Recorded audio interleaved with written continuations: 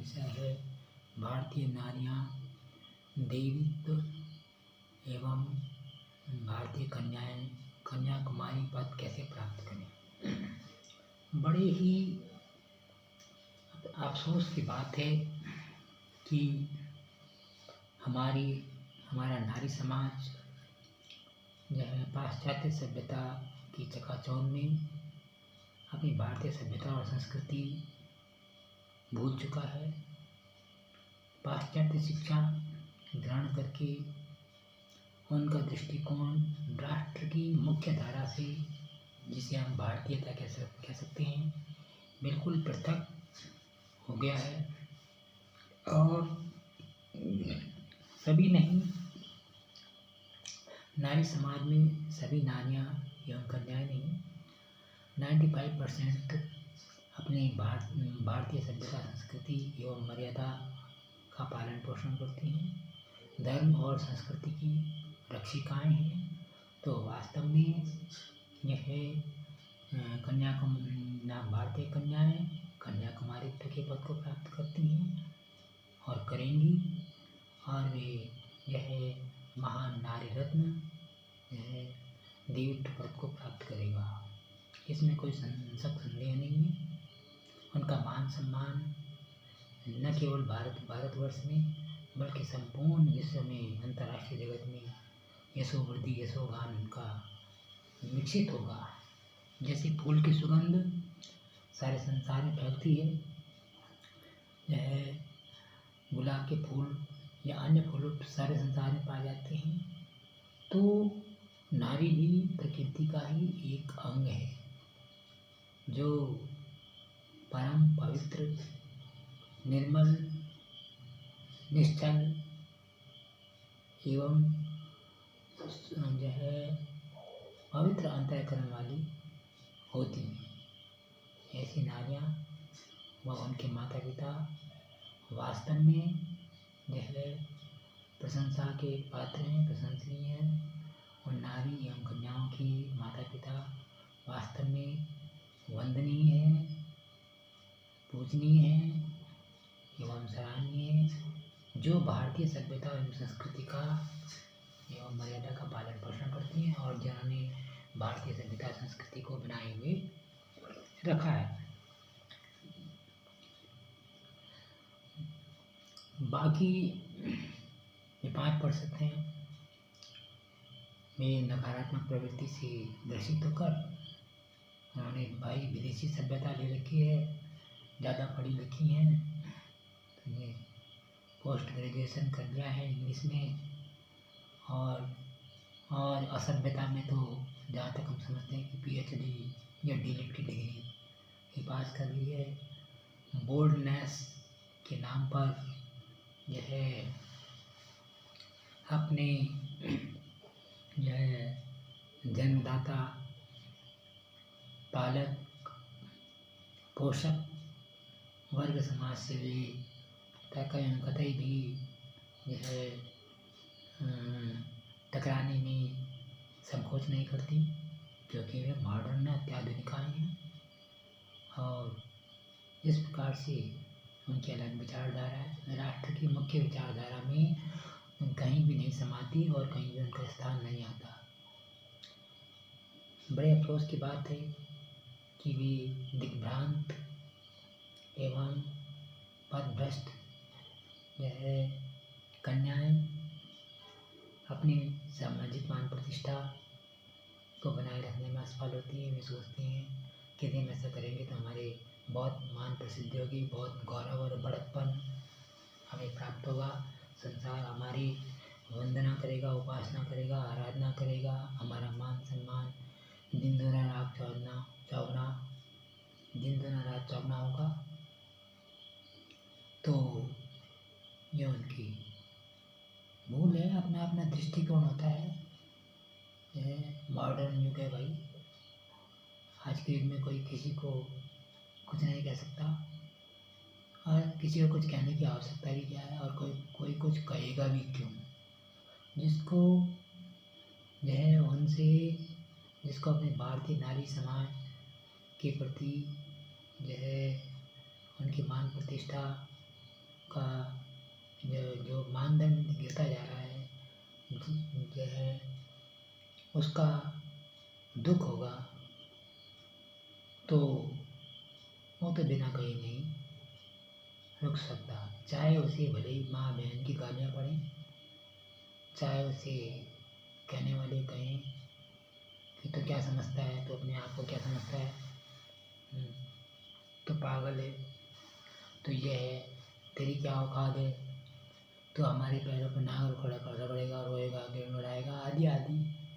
यह अनर्गल प्रलाप, क्योंकि वे इसी में माहिर होती हैं, उसी में निष्णात होती है, उसी में उनकी एमए पास की हुई होती है, पीएचडी या डिग्री डीएलएड की डिग्री पास होती है, तो उसे ऐसा कहने में वो बहुत बड़प्पन प्राप्त करती हैं।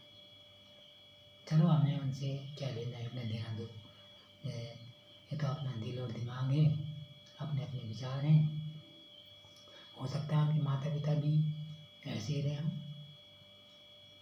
तो उनके माता पिता का समाज में कोई मान सम्मान नहीं हो सकता, कोई मान प्रतिष्ठा नहीं हो सकती। तो कहने का अभिप्राय ये है कि हम अपनी जो प्राचीन सभ्यता संस्कृति है उसको कैसे बनाए रखें और अपना जो है नारी समाज में नारीश्वरी होने का गौरव एवं मानदंड किस प्रकार से बनाए रखें ताकि हमारा पद सुरक्षित रहे, संसार में हमारा मान सम्मान बना रहे। हमें जो हम 95% है नारी समाज है, हमें इस बात पर अपना ध्यान केंद्रित करना होगा। सर्वप्रथम यह है कि भारतीय कन्याएं कन्याकुमारी पद कैसे प्राप्त कर सकती हैं। कन्याकुमारी पद एक बहुत ही अत्यंत ही सम्माननीय पद रहता है, जिसमें भारतीय कन्याएं आविर्भावित होकर भारतीय समाज की यह सेवा करती हैं। नृत्य, गीत, संगीत, अभिनय, शिक्षा, चिकित्सा आदि यह विभिन्न व्यवसायों के माध्यम से वे समाज की सेवा करती हैं और उस सेवा के माध्यम से यह जब वे अपने यह भारतीय सभ्यता और संस्कृति का पालन पोषण करती हैं, अपने से बड़ों का मान सम्मान करती हैं, अपने से बड़ों को जो है अपने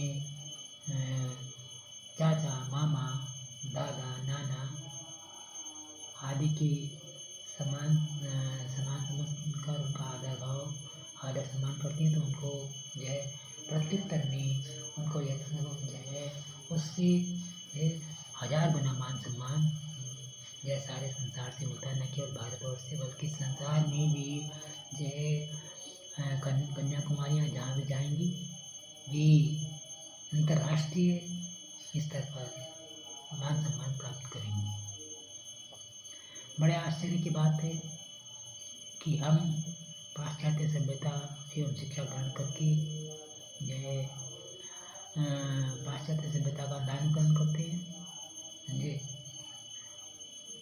क्योंकि ऐसी स्थिति में हम शिक्षित नहीं कहलाते, साक्षर कहलाते हैं और साक्षर का उल्टा हमेशा राक्षस होता है। और जो राक्षस प्रवृत्ति के व्यक्ति होते हैं, नकारात्मक प्रवृत्ति के व्यक्ति होते हैं, आश्रित प्रवृत्ति की मानसिकताएँ होती हैं, उन्हें ये पता नहीं होता है हमें क्या करना चाहिए, क्या नहीं करना चाहिए, क्या कहना चाहिए, क्या नहीं कहना चाहिए।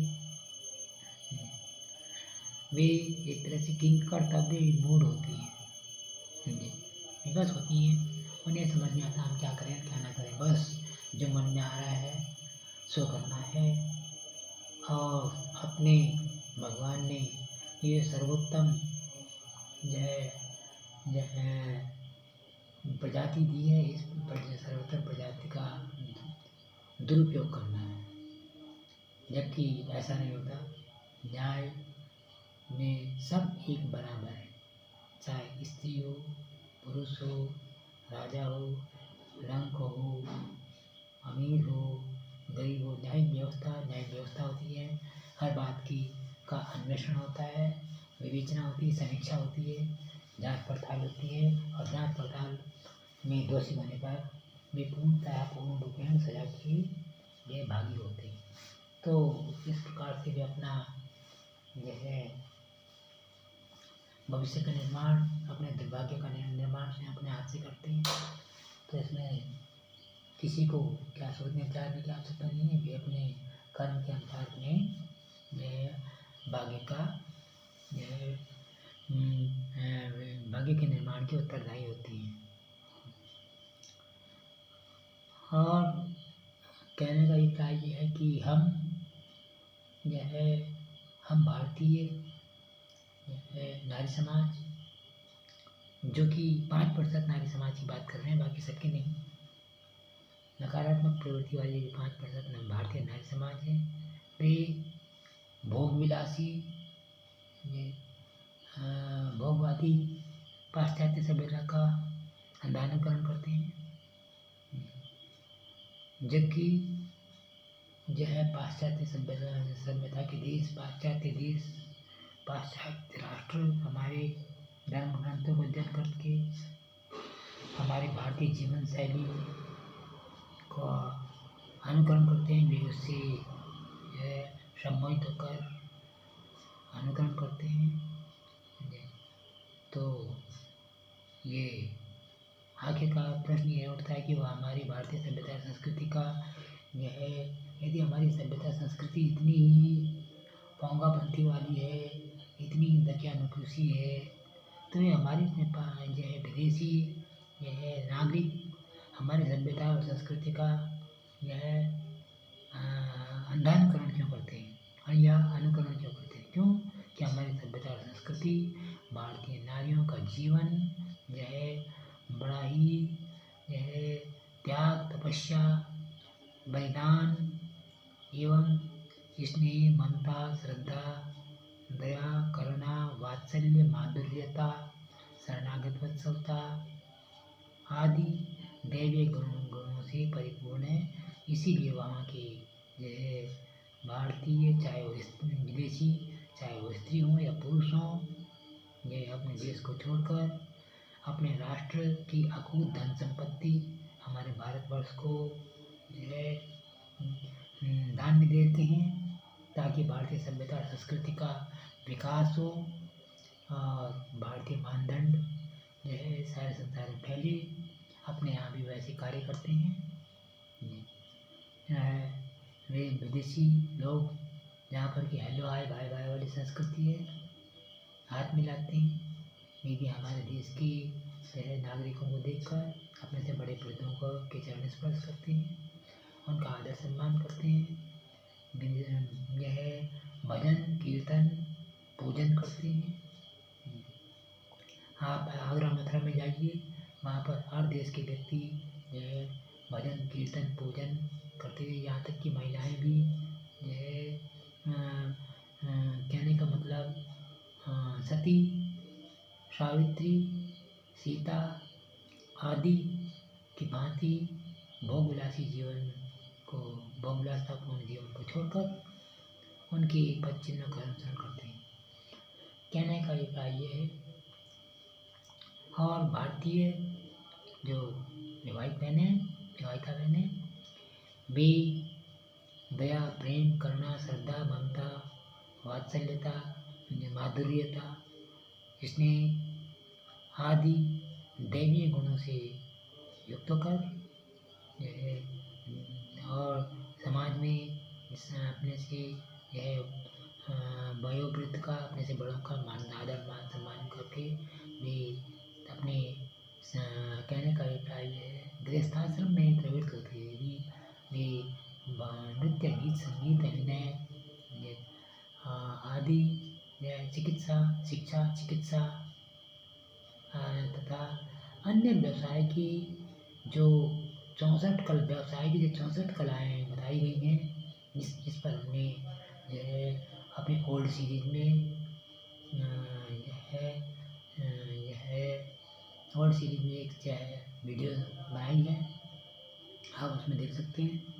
अपनी मनपसंद की अपनी अभिरुचि, जिसे हम जो है अपनी अभिरुचि के जो है व्यावसायिक क्षेत्र में पूर्ण मनोयोग से जो है चयन करके अपने जीवन को आर्थिक रूप से भी सुखी एवं संपन्न बना सकते हैं और भारतीय राष्ट्र की जो है सेवा कर सकती हैं, जिनसे उनका वे परम गौरव खुद को प्राप्त होगी, गौरवान्वित होंगी जी, और उनकी यशो गान और यशो वृद्धि सारे संसार में होती रहेगी। पहले जो कश्यप और अदिति का वर्णन आता है, कश्यप ऋषि की 60 कन्याएं थी यह, और दक्ष प्रजापति के विषय में आता है। कश्यप ऋषि की तो जो है पत्नियां हुई, ऋषियों की पत्नियां हुई, लेकिन दक्ष प्रजापति की जो है अनेकों कन्याएं थी। कहने का मतलब 50 के आसपास समझिए वे जो है वे सभी राजकुमारियां थी, लेकिन राजकुमारियां होने के पश्चात राशि जीवन की सुख सुविधाएं उपलब्ध होने के पश्चात भी जब उनका विवाह ऋषि मुनियों के साथ हो गया तो यह वे अपने राजकुमारी जैसे कि जीवन शैली को भूल गई, और वे भूल गई कि हम कभी राजकुमारियाँ थी, हमने कभी राजसी जीवन व्यतीत किया था, और भी जो है अपने जैसे उनके पति ऋषि मुनि थे, वे भी जो है अपने ऋषि मुनि जैसे ऋषि पत्नी बनकर रही है। और आज भी यद्यपि उनका नश्वर शरीर विद्यमान नहीं है, लेकिन आज भी उनका जो है वेद शास्त्र पुराणों में जो है नाम स्वर्णाक्षरों में अंकित है, और उनके यशोगान यशोगाथा जो है जब तक ये भूमंडल है, जब तक जो है आकाश में सूर्य चंद्रमा है, जब तक धरती पर ये अग्नि है, वायु है, जल है, तब तक उनकी यह यशोगान होता रहेगा। और हम जो एक सामान्य जन हैं, सामान्य जन की संतानें हैं, हमारे अंदर इतनी महत्वाकांक्षाएं बढ़ जाती हैं कि इतनी शायद जो है महत्वाकांक्षाएं उन राजकन्याओं की नहीं रही होंगी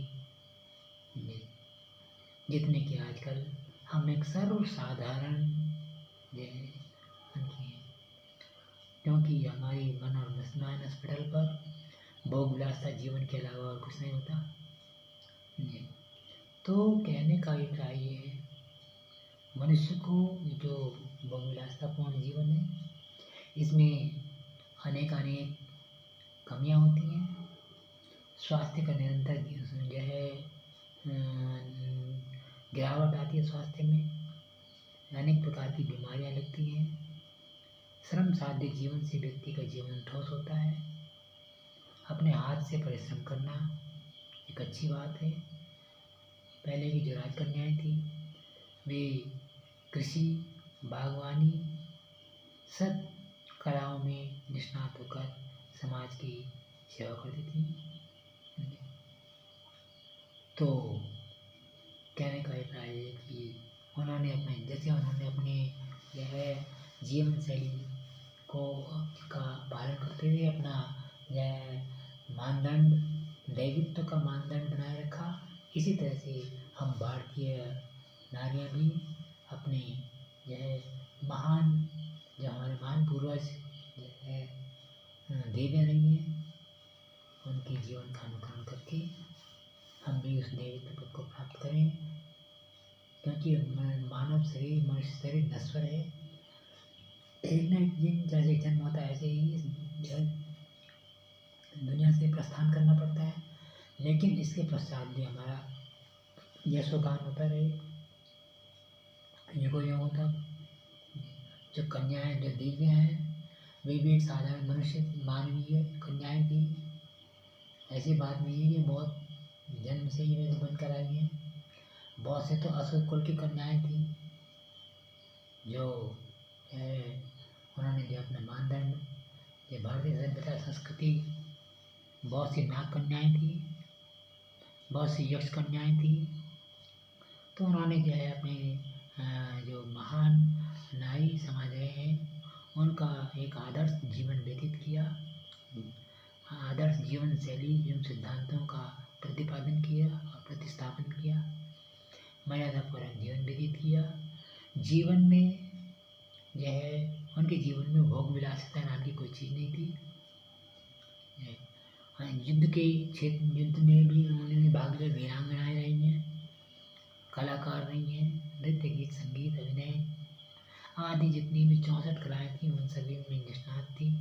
क्योंकि देवित्व पद यह तभी साकार होता है जब हम 64 नहीं तो कम से कम 32 ही सही, 32 नहीं तो कम से कम 16 ही सही, 16 नहीं तो कम से कम 4 ही सही, 4 नहीं तो कम से कम 8 नहीं तो कम से कम 4 ही कलाओं में निष्णात हों, जिससे हमारा गृहस्थाश्रम में अर्थोत्पादन भी होगा, समाज सेवा भी होगी और जो है हमारा स्वास्थ्य भी सही रहेगा।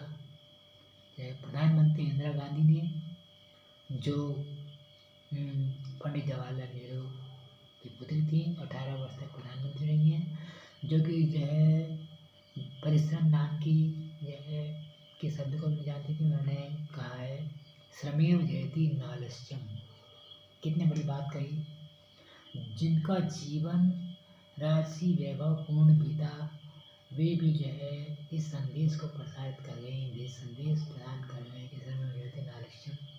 पंडित जवाहरलाल नेहरू जो भारतवर्ष में पेरिस की राजकुमार थी, जिनके कपड़े धुलकर जो है सुबह 8 बजे से कपड़े धुलते थे और 9:15 बजे तक जो है भारतवर्ष में आ जाते थे। तो उस भारतीय पेरिस के राजकुमार ने कहा है आराम है हराम। तो जबकि उन लोगों को उनका जीवन ऐसा था ही नहीं, वैभवपूर्ण जीवन था, भोग विलासितापूर्ण जीवन था, ऐश्वर्य संपन्न जीवन था, लेकिन फिर भी उन्होंने जो ध्येय वाक्य हमारे भारतवर्ष को दिए, वास्तव में भी जो है ध्येय वाक्य बड़े सोच समझ कर दिए होंगे अपने देश की जनता जनार्दन की उज्जवल भविष्य के लिए उन्होंने दिए होंगे। अधिक ना कहकर जो है आप समस्त जो है कन्याएं, बहनें, विवाहिता बहनें सब में विदुषी हैं, आपको ज़्यादा ज्ञान देना सूर्य को दीपक दिखाने के समान है। अपने इस वक्तव्य में कम से कम शब्द में जो हम अधिक से अधिक बात आपको कहना चाह रहे होंगे आप समझ गए होंगे, और हो सकता है आपके मन मस्तिष्क में आए क्या इनके पास कोई काम धाम नहीं है, हमेशा ही हमारी यह पीछे ही हाथ धोकर पड़े रहते हैं। ऐसी बात नहीं है। अपना यह मन भाव वाणी विलास कार्यक्रम का संचालन करने से पहले आप ओल्ड सीरीज में देखेंगे कि दैवत्व निर्माण कार्यक्रम का संचालन भी हमने किया है, और उसी दैवत्व निर्माण कार्यक्रम के अधीन जो है हमारा यह भारतीय समाज दैवत्व को प्राप्त हो, चाहे वो जो है भाई हों, चाहे बहनें हों, चाहे पुरुष वर्ग हो, चाहे स्त्री वर्ग हो, उन सब के लिए समान रूप से हमारा ये संदेश जो है प्रसारित होता है। इसके माध्यम से हम राष्ट्र की जो है सेवा कर रहे हैं। हम कहते हैं कि कलयुग जो है युग बदलेगा, हम युग तब बदलेगा जब हम बदलेंगे, हम बदलेंगे तो युग बदलेगा। यदि हमारी विचारधाराएं जो है परिवर्तित हो जाएं, जैसा कि हमारा प्रयास है, और हमारे जैसे अन्य संस्थाएं भी लगी रहती हैं इसी प्रयास में। और यदि हम सब जो है भारतीय जनता जनार्दन में आबाल वृद्ध, किशोर किशोरी, नवयुवक नवयुवतियाँ, भाई बहन अपनी नकारात्मक प्रवृत्ति को और भोगवादी पाश्चात्य चकाचौंध को छोड़कर यदि अपनी भारतीय जीवन आदर्श, भारतीय जीवन शैली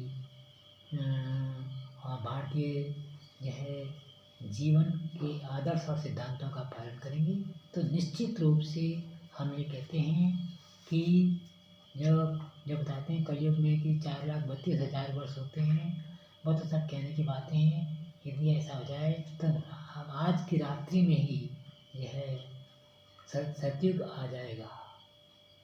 तो युग परिवर्तन हमारे हाथ में है, ये यथार्थ सत्य है। हमें आशा ही नहीं और पूर्ण विश्वास है कि आपको ये कार्यक्रम पसंद आएगा।